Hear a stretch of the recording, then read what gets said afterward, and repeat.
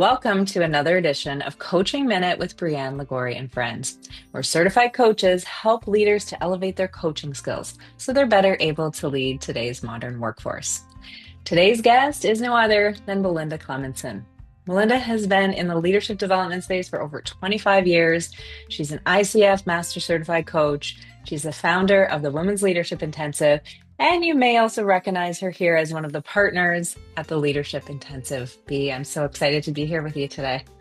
Yeah, me too. I've been really looking forward to this conversation. I feel like, you and I talk all the time, but we don't often get a chance to kind of elevate to this ideological kind of level conversation. So I'm really excited about that. Yeah, me too, me too. And for this one, we're going to go a little off script. Normally, we have sort of some specific coaching questions that we work our way through. But for today, there's a lot happening in the world around leadership. And so we thought it would be great to just truly have a conversation in terms of what is on our mind when it comes to leadership. So I'm curious, what is on your mind in the leadership space? Yeah, a lot right now. As you said, there's a lot happening in the world I think leadership is on a lot of people's minds right now as they're looking out at sort of the global stage and the things that are happening. And then whether they identify it as leadership or not, I think people are asking themselves questions about, our values being prioritized here? What values are being prioritized? Are these leadership behaviors? Do we accept them as such? There's a lot of questions. And I think for me, as a person who, my subject area is leadership, it's really like there's a lot of meat to this. Yeah. But I also think that, like what we're seeing on this global stage are things that if I look at, organizations or individual leaders, I think we struggle with some of these same things on a smaller scale. So, I think if we think about like the job of leadership, being about that, the human side, right? The human to human side that you and I talk about a lot, and the values-based piece, being willing to sort of hold the line on organizational values and personal values, right? As a leader. Yeah. I think some of the things that are real obstacles right now for that, both at the big picture level and at the smaller scale, individual or organizational level, are things like a big over prioritization on things like productivity and profit over people.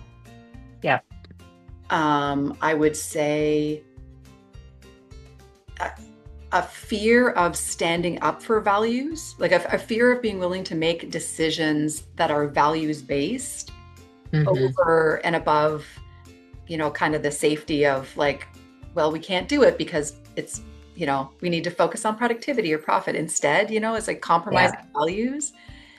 And then maybe the third one, and I think we see this more maybe in the global picture than we do on the individual level, but it's like not truly putting other people first, right? Not truly putting the people ahead of self, and that's like almost it's the hardest one. It's the biggest betrayal, I think, that people feel when leaders do that, right? When they put self ahead of people. So anyway, that's a lot, but that's kind of what's on my mind. I totally hear you. And I think there's connection between what you're saying is like, putting self before the people. I think there's a connection there with the productivity because there's so much pressure on leaders to deliver high volumes of work and to push their teams to be able to deliver high volumes of work. And I think when that happens, I think the people side kind of goes over here and it's like almost like a nice to have rather than like a must have. Yeah. What do you think about that? I think so too. And I think it's a problem in a couple of ways. One is because then it just drives people, right? Like we hear from people all the time how burnt out they are. And this is like, we're mostly working with leaders and talking to leaders, and they are burnt out and they are aware that they are then burning out the next level and the next level, the next level. And they're not happy about it, but they're in the churn of it.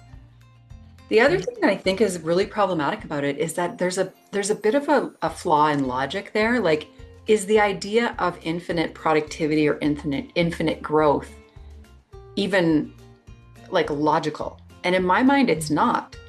Like it only makes sense to me that there is a cost to that. You will reap the cost at some point of that approach, right?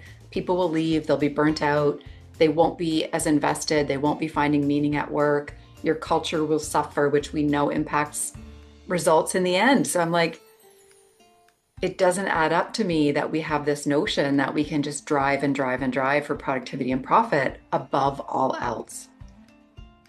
100% agree. And like the idea for me is like people are your biggest lever to get those results, right? Like they're getting results through the people, whether they want to believe it or not.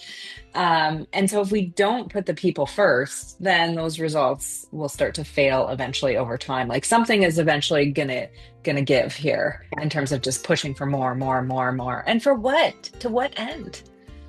Exactly. Well, and I think there's, in my mind, there's both sort of like a moral, ethical case for this, like of doing it because it's the right thing to do, because we're all human beings and we share the organization, we share the planet, we share our communities. So why not make things good for people? Because that's good for Mhm. all of us. But then I think there's also a business case that we're talking about here, which is you drive for infinite productivity and profit at your own peril, because there will be a cost to that eventually. It'll be maybe a longer term cost, maybe a less acute cost, but it will come, I believe.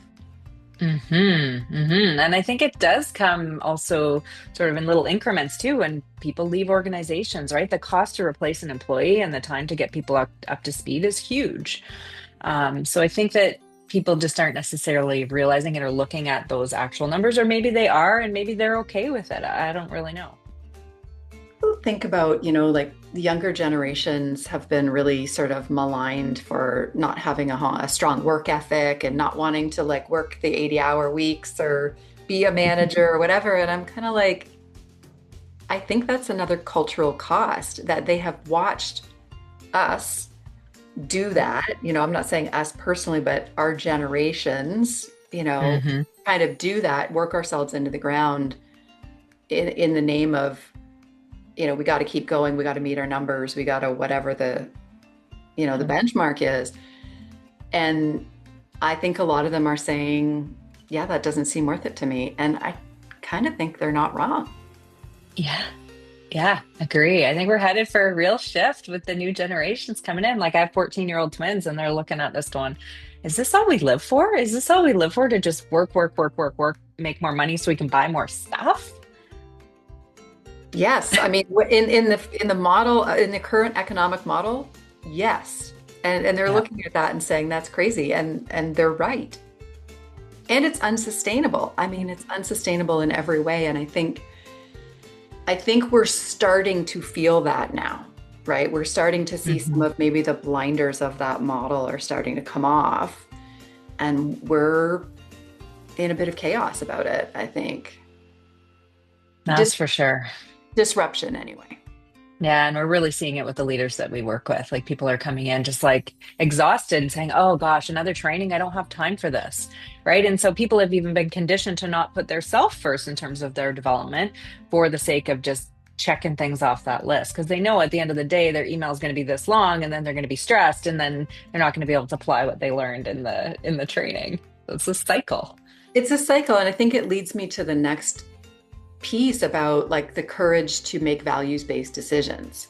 Hmm. And I think a lot of leaders, organizations philosophically talk about that, but it's very hard to do in practice, because Yeah. usually what you're doing is you're pushing against the grain when you're going to sort of raise your hand and say, like, I disagree with this for these values-based reasons. I Hmm. disagree with this drive to meet a number that is widely agreed to be impossible, and it's going to kill our people to try and get there. I disagree, right? And Yeah. that's a values-based kind of flag to raise. And yeah, I mean, I think it takes a lot of courage, and I don't think that kind of courage is really fostered and developed and encouraged in people. I think we like to talk about it as if that's the job of leadership. I don't think many leaders are doing it or feel like they have scope to do it without a lot of personal risk. Absolutely. And even before they need to get the courage, they need to figure out what those values are. And so I was with the team a few weeks ago and we were working on figuring out the team values, their leadership team values. And someone said, well, shouldn't these values just be the same as the company values? Like that should be what we're leading with. And so it took a lot of work to try and get them to realize actually this is what you stand for. And of course, you can blend those things together, but it's really important that you know who you are individually and as a leadership team so that you can really live into that. Agreed. And I think it's like there's a laddering here that has to happen where my personal values need to have have good alignment with the team that I'm on's values, has to have good alignment with the organizational values.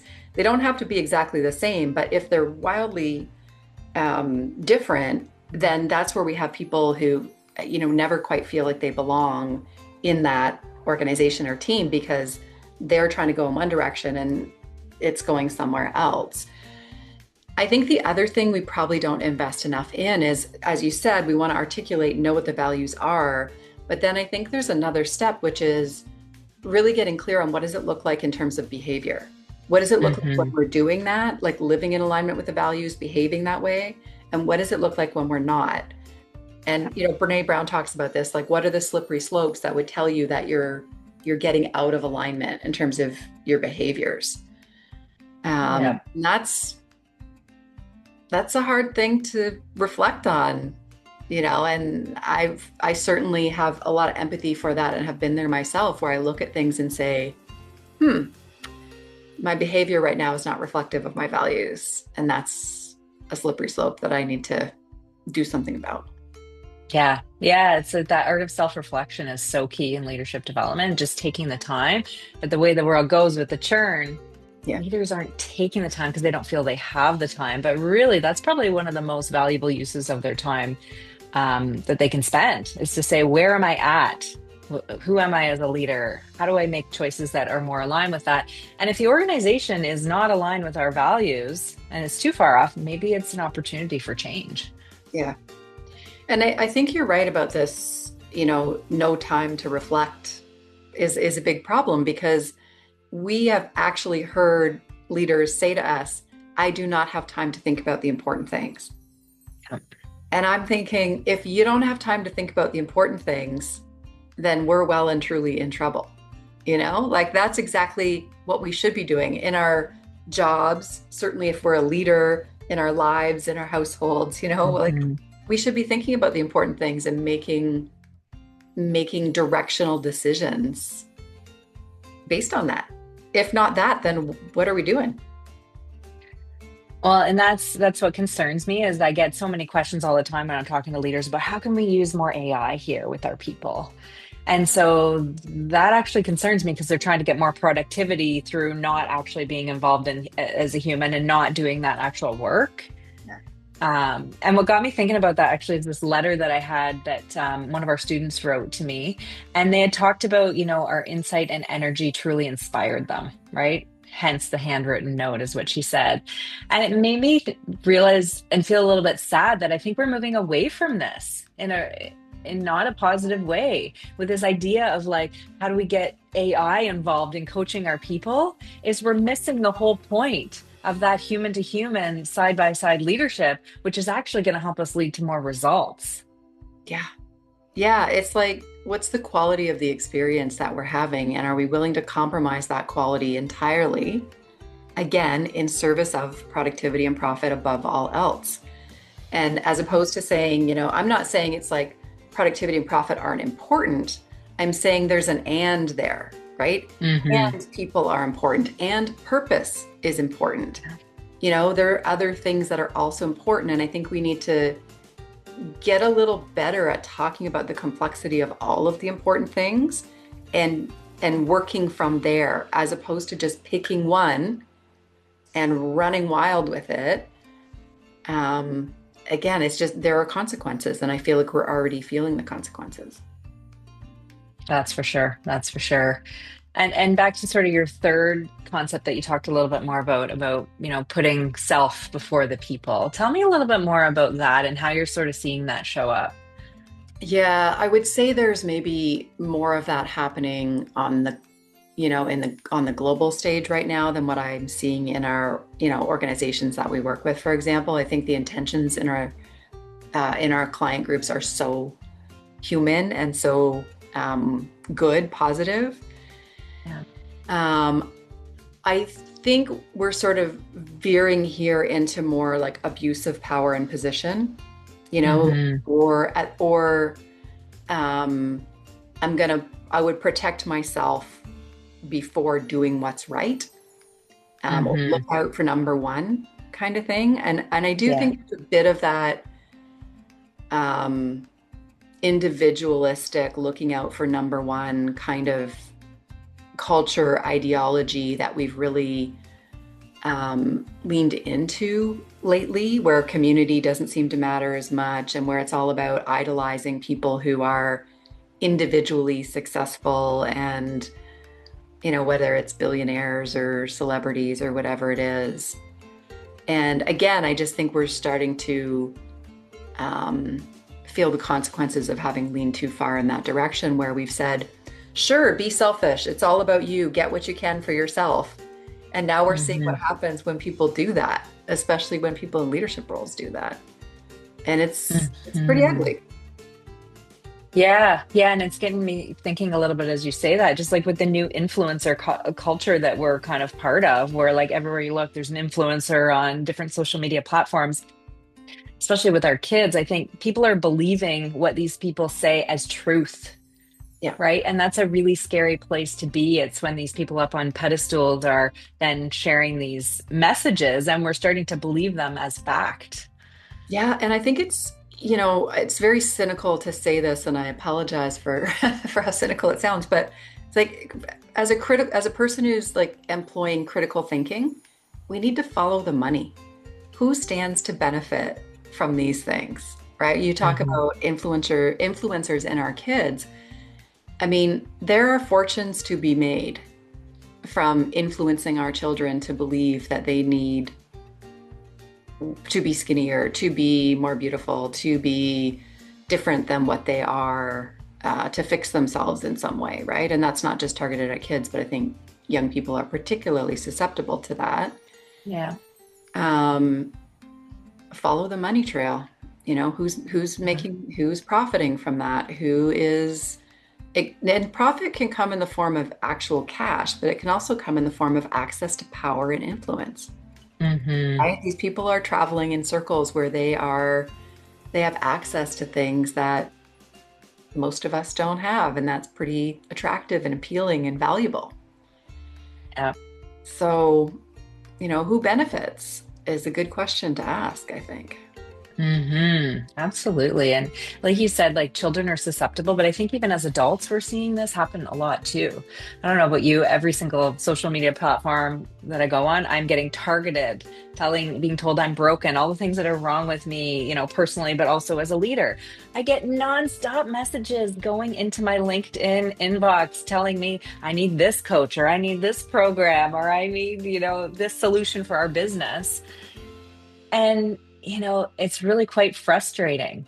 Yeah. And I think that's why it's so important that we approach our business and the leaders we work with as them coming to the table as fully whole human beings. They're not broken. It is about how do we help them expand their leadership, lean in more to who they are as a person so they can be more effective rather than trying to fix something that they don't have.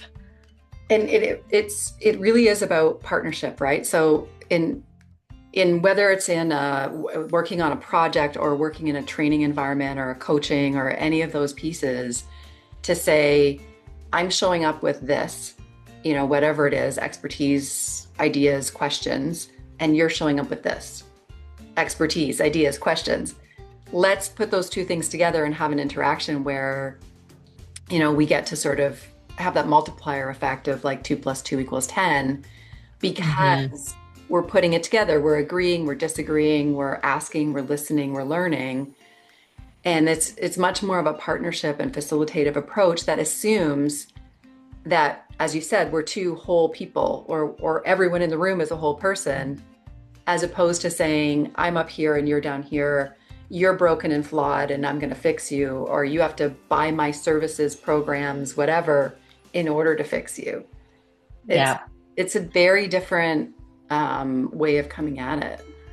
And I have to say, like, I often learn just as much from our students and the leaders we work with that they probably learn from us because everybody is bringing something unique to the table that we can learn from and we can all elevate together. And I think to me this goes circles right back to our previous conversation about being overly individualistic or self-focused, is that what we are aspiring to build are communities of learning, Hmm. practice, leadership, development, coaching, whatever it might be. And in a community model, it means that everyone's equal and everyone's bringing Yeah. something to the table and everyone should benefit. And I think that the, community might be a word that's overdone, but I think it applies here in terms of the approach that you're saying is very fulfilling for you, that you're getting a lot out of. And I know it certainly is for me too.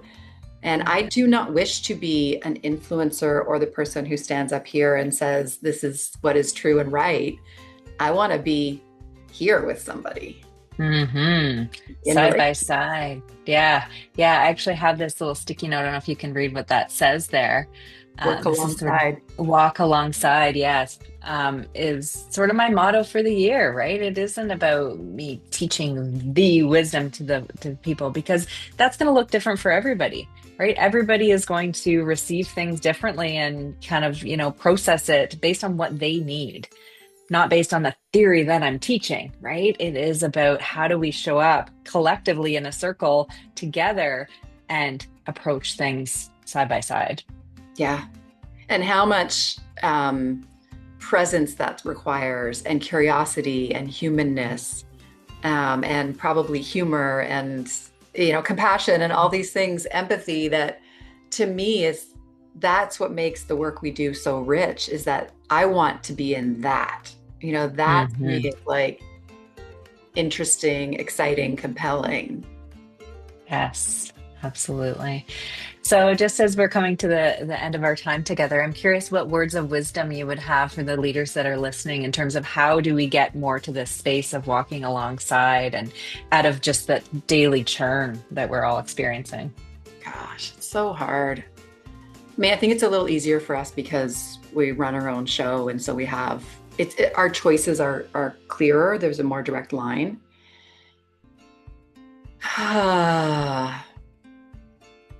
Maybe, this is what I'm going to say today. I'll probably say something different tomorrow, but Mhm. even thinking in terms of legacy is an interesting question, right? Like, what would you want people to say about you once you've retired or, whatever, as a leader, right? Similar to, people often say, like, no one will care at your funeral, like what, what you weighed, or, how perfect your anti-aging regime was. They won't care, right? They care about like how was it to be around you? Hmm. What was the experience of being in relationship with you like? Yeah. And I think that's true with leadership too, is to think about, what would you want? What would be very fulfilling and meaningful and rewarding for you to have people say about you after you've retired or left, and build towards that, because it is meaningful. I mean, if it's not meaningful, what's the point? Yeah. Yeah. I think that's the perfect place to end it in terms of those words of wisdom and looking at the legacy that people want to leave. And it's definitely something that requires that reflection time that as leaders, we definitely need to build into our schedules. So thank you so much, Bea, for this conversation today. I truly, truly value it and appreciate you as a partner. Thanks. I do too. Thanks for engaging in this discussion with me. I've really enjoyed it.